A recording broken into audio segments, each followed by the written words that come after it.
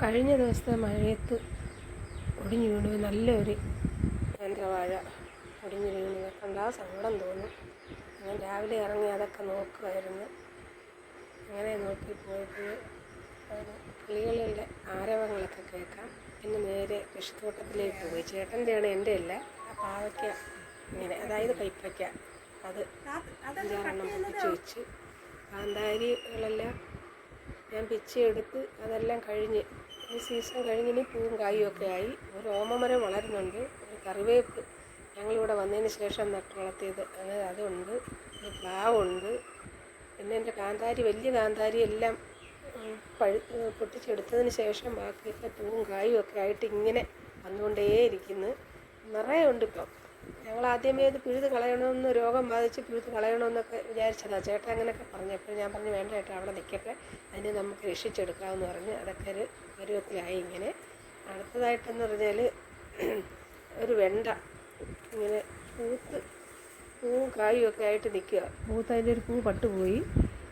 ചേട്ടൻ അതിൻ്റെ ഇടയിൽ നിന്ന് കാടൊക്കെ പിഴുകുന്നുണ്ട്. അതാണ് കരിയാപ്പ്.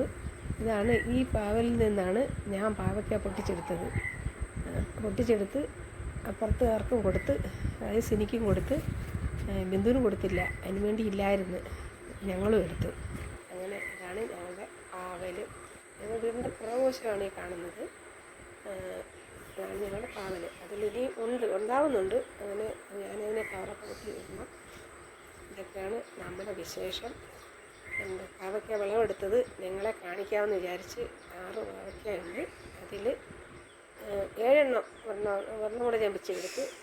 അത് പിന്നെ ഞങ്ങളുടെ ചക്ക, വീടിൻ്റെ മുറ്റത്തുള്ളൊരു പ്ലാവാണ്. അതിൻ്റെ ചക്ക തറയിലാണ് ഇരിക്കുന്നത്. ഇരട്ടച്ചക്കകളാണ്, കണ്ടോളെ. അതാണ് വിശേഷം.